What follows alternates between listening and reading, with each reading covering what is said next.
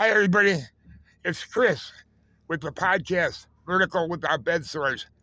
A couple podcasts back, I talked about sweat equity and getting good deals up here on Copper Island.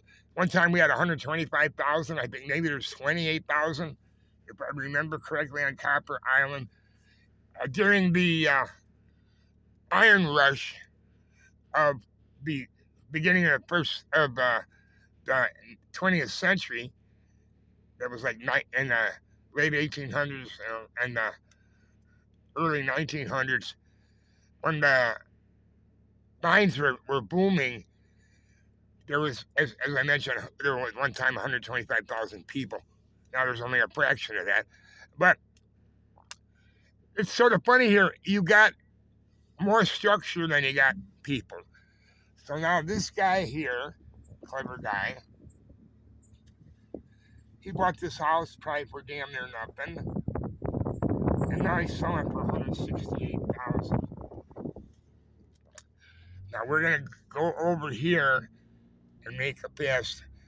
A lot of rehabbing up here, and you don't have to go out and spend $250 for a starter house, and to buy your own house. But see, everything's been compared to what it was pretty rehabbed in pretty good shape.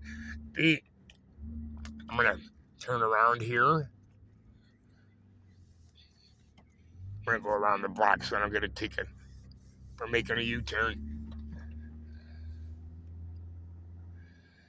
There's all kinds of structurally sound houses. A lot of rehabbing that's been going on in the last 10 years. Here's a house. This is the one I was looking for. Check this out.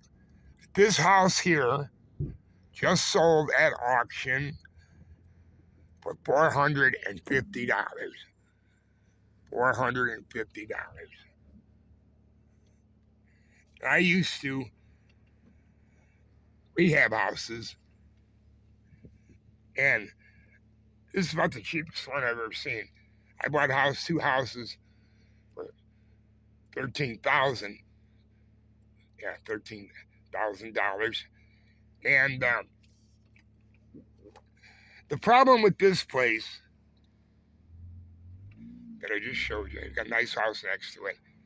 The problem with this place, somebody putting a new pad in here. See, they do it step by step. Fix this, fix that. Relatively new deck, right? But this house here, and I'm gonna pull up to you, sold for $450. And there's a guy living in the other half of it.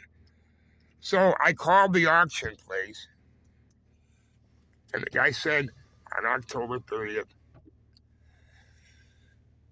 they're selling it with public auction number 2815. They sold that place for $450. Hi, Dad. Yeah. So I don't know what he said, but I say yeah. That guy paid $450 for the house I just showed you at auction. No reserve. And the only drawback is that's two houses in one, two separate titles. They did a lot of that. They would take a building and they would, to save on building costs, I guess that's so many people, they would sell them as two different properties with two different deeds. So when I said to the auction guy, $450, that's a good deal. And he says, not really, because there are two houses on it, two separate properties.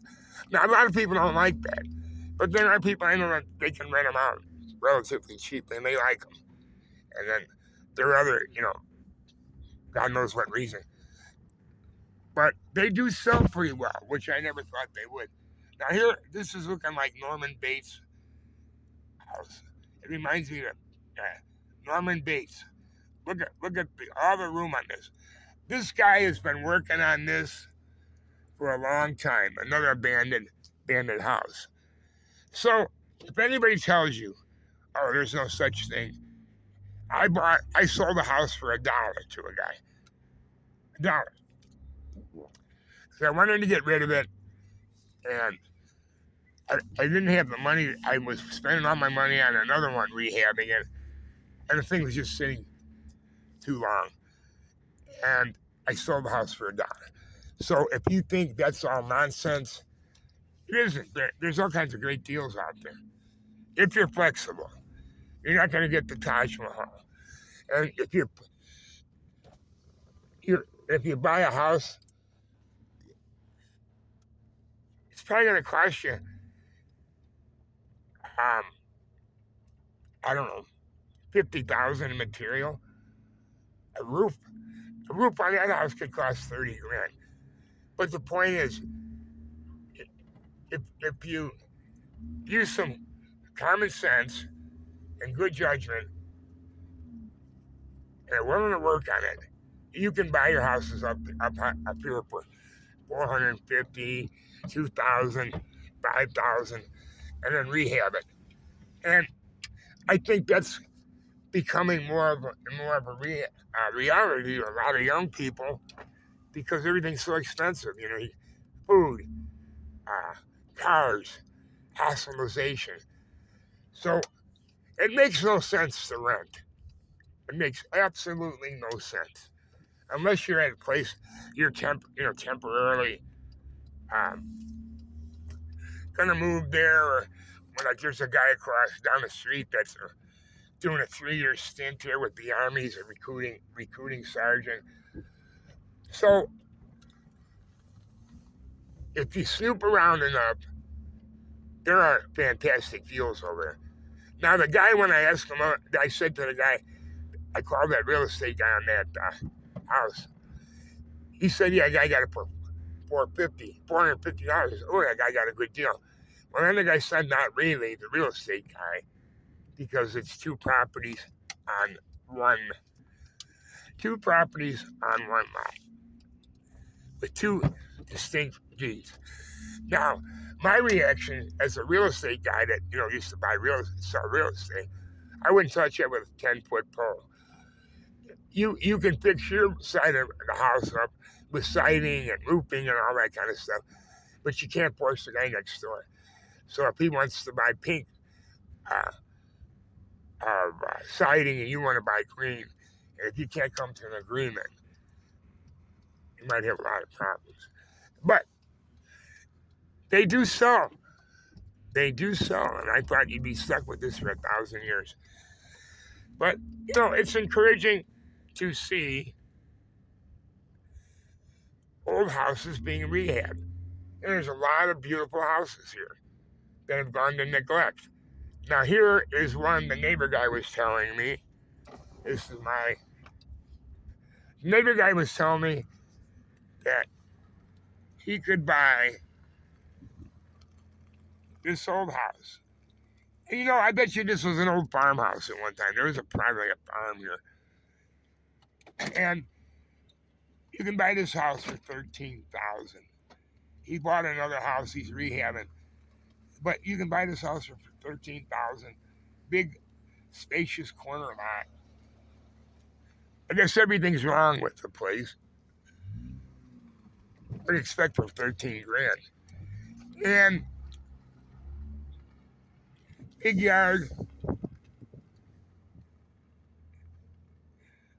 The yard goes all the way up to the tree line. And, I just don't see how realistic it is in life for a lot of people to buy a $250,000 house. And that's the reason I stress flexibility. Okay, when you got married, you thought you have a nice house to buy. You might have to go and live in a shack for a while. But I'll tell you, any house is pretty much better than no house. doesn't really make much sense to rent. So okay, good talking to you. Thanks.